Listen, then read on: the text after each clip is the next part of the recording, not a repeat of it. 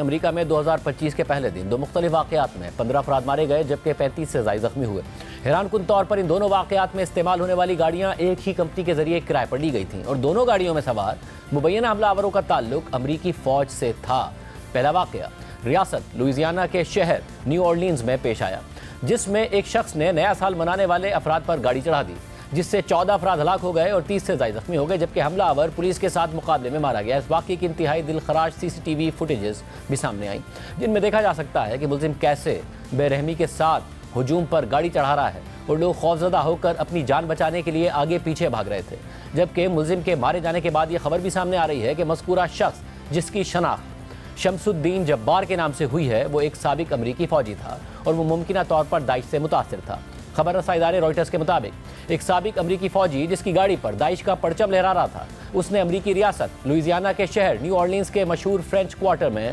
نیا سال منانے والے افراد پر گاڑی چڑھا دی، جس کے نتیجے میں 14 افراد ہلاک ہو گئے۔ مشتبہ شخص کی شناخت شمس الدین جبار کے نام سے ہوئی ہے، جو ریاست ٹیکساس کا رہائشی اور افغانستان میں امریکی فوج کے لیے خدمات انجام دے چکا تھا۔ واقعے کے بعد پولیس کے ساتھ جھڑپ میں ملزم مارا جا چکا ہے۔ واقعے میں تقریباً 30 افراد زخمی بھی ہوئے، جن میں 2 پولیس اہلکار بھی شامل ہیں جو ملزم کے ساتھ جھڑپ کے دوران گولی لگنے سے زخمی ہوئے۔ ملزم شمس الدین جبار ایک سابق امریکی فوجی سے ممکنہ دہشت گرد کیسے بنا اور اس حملے سے پہلے ملزم نے اپنی ویڈیوز میں اپنے ہی خاندان کو مارنے کا منصوبہ کیوں بنایا تھا اور اس کا داعش سے کیا تعلق تھا، اس حوالے سے حیران کن تفصیلات سامنے آئی ہیں۔ CNN کے مطابق نیو اورلینز حملے سے واقف متعدد عہدیداروں نے بتایا ہے کہ ویڈیوز کی ایک سیریز میں ملزم شمس الدین جبار نے اپنے خاندان کو قتل کرنے کی منصوبہ بندی اور ایسے خواب دیکھنے کی بات کی جن خوابوں نے اسے داعش میں شامل ہونے کے لیے متاثر کیا تھا۔ حکام کا یہ ماننا ہے کہ 42 سالہ شمس الدین جبار نے رونگٹے کھڑے کرنے والی یہ ویڈیوز ریاست ٹیکساس میں اپنے گھر سے لوئیزیانا جاتے ہوئے گاڑی میں بنائی ہیں۔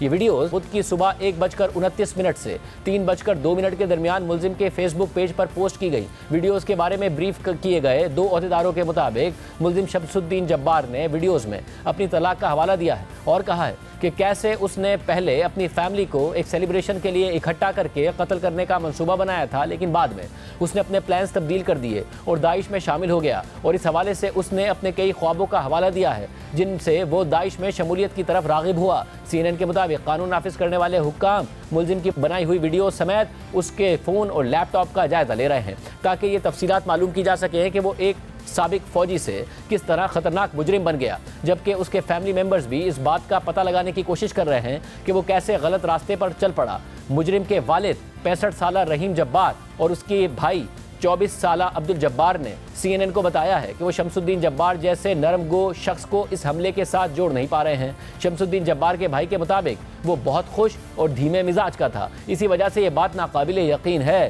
کہ وہ اس طرح کا کوئی کام کر سکتا ہے۔ عبد الجبار نے مزید کہا ہے کہ ہم دونوں بھائیوں کی پرورش بطور مسلمان ہوئی اور ہم جمعے کی راتوں کو باقاعدگی سے مسجد جاتے تھے، لیکن شمس الدین جبار نے کبھی بھی داعش کے بارے میں بات تک نہیں کی اور نہ ہی بنیاد پرستی کی کوئی علامت ظاہر کی۔ اس پر اس کے والد نے کہا کہ اس لیے یہ چیز انہیں زیادہ پریشان کر رہی ہے، جبکہ امریکی فوج کے ایک ترجمان کے مطابق شمس الدین جبار نے فوج میں 1 دہائی سے زیادہ عرصہ خدمات انجام دی اور وہ مارچ 2007 سے جنوری 2015 تک ایک فعال فوجی اہلکار کے طور پر ہیومن ریسورس اور انفارمیشن ٹیکنالوجی کے ماہر کے طور پر خدمات انجام دیتا رہا۔ اس دوران 2009 سے 2010 تک وہ ایک مرتبہ افغانستان میں بھی تعینات ہوا تھا۔ جنوری 2015 میں فعال ڈیوٹی چھوڑنے کے بعد شمس الدین جبار نے جولائی 2020 تک بطور ریزرو فوجی خدمات انجام دی اور پھر اس نے اسٹاف سارجنٹ کے عہدے پر فوج چھوڑ دی۔ رپورٹ میں مزید کہا گیا ہے کہ شمس الدین جبار کی آن لائن CV کے مطابق اس نے 2010 میں سینٹرل ٹیکساس کالج سے ایسوسیٹ ڈگری حاصل کی اور 2017 میں جارجیا اسٹیٹ یونیورسٹی سے بیچلرز کی ڈگری حاصل کی۔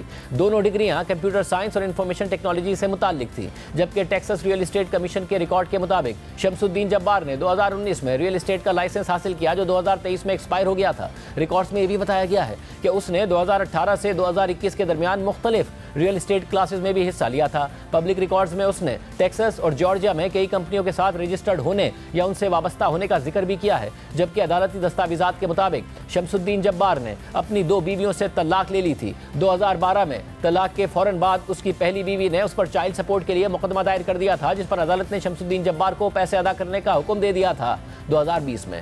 دوسری بیوی سے طلاق کے مقدمے کے دوران टेक्सास की एक अदालत ने शमसुद्दीन जब्बार के खिलाफ एक आर्जी रिस्ट्रेनिंग ऑर्डर जारी कर दिया था। इस ऑर्डर में शमसुद्दीन जब्बार को यह हिदायत दी गई थी कि वो अपनी साबका बीवी और दोनों बच्चों को धमकियां देने, जिस्मानी नुकसान या दीगर तय करदा रवैयों से गुरेज करे। अदालती दरख्वास्त में शमसुद्दीन जब्बार की साबका बीवी ने कहा था कि उनकी शादी इख्तिलाफात और शख्सियात के तसादुम की वजह से नाकाबिले बर्दाश्त हो गई थी। अदालती रिकॉर्ड्स में यह भी दिखाया गया है कि शमसुद्दीन जब्बार ने दिसंबर 2002 में तकरीबन $500 तक की चोरी के जुर्म का एतराफ़ किया था और इस जुर्म में उसने 9 माह तक कम्युनिटी सुपरविजन की सज़ा भी भुगती थी। अदालती रिकॉर्ड्स में मजीद कहा गया है कि 2015 में शमसुद्दीन जब्बार ने शुमाली कैरोलिना के एक फौजी अड्डे में ड्यूटी के दौरान शराब के नशे की हालत में गाड़ी चलाने का एतराफ़ भी किया था, जिसकी वजह से उसका ड्राइविंग लाइसेंस मुअत्तल कर दिया गया था और उसे 12 माह के लिए प्रोबेशन पर रखा गया था, जबकि उसे $200 का जुर्माना और 24 घंटे की कम्युनिटी सर्विस की सजा भी सुनाई गई थी। CNN के मुताबिक हालिया वर्षों में शमसुद्दीन जब्बार को अपने माली मामलात में मुश्किलात का सामना रहा है।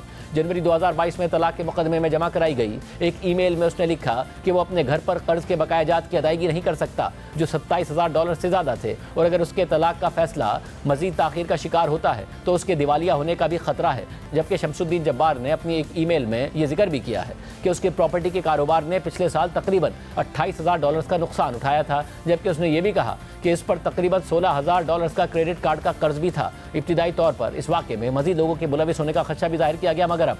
अमरीकी तहकीकाती इदारे FBI का कहना है कि मुल्जिम ने अकेले ही ये कार्रवाई की है। रॉयटर्स के मुताबिक FBI का कहना है कि शमसुद्दीन जब्बार ने यह हमला अकेले किया है और उसे किसी की मदद हासिल नहीं थी। FBI के डिप्टी असिस्टेंट डायरेक्टर क्रिस्टोफर राया ने जुमेरात को एक प्रेस कॉन्फ्रेंस में कहा कि यह पहले से सोचा गया एक गलत इकदाम था और मुल्जिम शमसुद्दीन जब्बार दाइश से मुतासिर था। जबकि रियासत लुइसियाना में होने वाले इस अफसोसनाक वाक़े के चंद घंटे बाद रियासत निवाडा के शहर लास वेगस में वाक़े नौमुंतखब अमरीकी सदर डोनाल्ड ट्रंप के होटल के बाहर एक गाड़ी अचानक से फट गई थी, जिस गाड़ी में सवार एक शख्स हलाक हो गया और धमाके से गाड़ी के करीब मौजूद मुतअद्दिद अफराद जख्मी हो गए। जबकि अब हलाक होने वाले शख्स की मज़ीद तफसीलात भी सामने आ गई हैं, जिसके मुताबिक वो एक हाजिर सर्विस अमरीकी फ़ौजी था और उसने भी शमसुद्दीन जब्बार की तरह अफगानिस्तान में खिदमत अंजाम दी थी और उसके ज़ेर इस्तेमाल गाड़ी भी ऑनलाइन कार रेंटल वेबसाइट टूरो से ही किराए पर ली गई थी। खबर रसा इदारे रॉयटर्स के मुताबिक हुक्काम ने लास वेगस में टेस्ला साइबर ट्रक के अंदर मुर्दा पाए जाने वाले शख्स की शनाख्त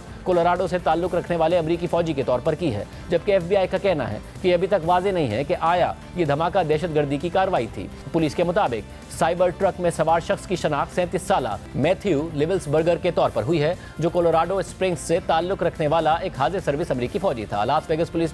चीफ के मुताबिक उसने गाड़ी में मौजूद धमाका खेज मवाद को डिटोनेट करने के थोड़ी देर बाद खुद को गोली मार ली और उसके पास से एक पिस्तौल भी मिली है। एक अमरीकी एहलकार ने रॉयटर्स को बताया कि मैथ्यू लिविल्सबर्गर को बहादुरी के लिए ब्रोंज मेडल और कॉम्बैट इन्फेंट्री मैन बैज भी मिल चुका है और वो 5 बार ड्यूटी के लिए अफगानिस्तान गया था। जबकि CNN के मुताबिक मैथ्यू लिविल्सबर्गर अमेरिका की स्पेशल फोर्सेज में मास्टर सार्जेंट था, जो कि एक सीनियर ओहदा है। 3 फौजी ओहदेदारों के मुताबिक मैथ्यू जर्मनी में 10वें स्पेशल फोर्सेज ग्रुप के साथ एक्टिव ड्यूटी पर था, लेकिन इस वाक़े के वक्त वो छुट्टी पर था। CNN के मुताबिक अमरीकी स्पेशल फोर्सेज, जिन्हें आमतौर पर ग्रीन बैरेट्स के नाम से जाना जाता है, अपने आप को एक एलीट जंगी फोर्स के तौर पर पेश करती हैं जो गैर रिवायती और गोरीला जंग के तरीक़ों में महारत रखती है। जबकि CNN के मुताबिक इस वाक़े और इससे चंद घंटे पहले न्यू ऑर्लियंस में होने वाले वाक़े में कुछ चीज़ें एक जैसी हैं। दोनों वाक़यात नए साल के पहले दिन हुए, जबकि दोनों में इस्तेमाल की गई गाड़ियाँ ऑनलाइन कार रेंटल सर्विस टूरो से किराए पर ली गई, जबकि दोनों गाड़ियों में सवार अफराद का फौजी बैकग्राउंड है। हुक्काम का कहना है कि वो दोनों हमलों के दरमियान मुमकिना ताल्लुकात की तहकीकात कर रहे हैं। वो लेकिन बार बार ये बात भी कर रहे हैं कि लास वेगस में होने वाला ये वाक़या एक अकेले आदमी का था।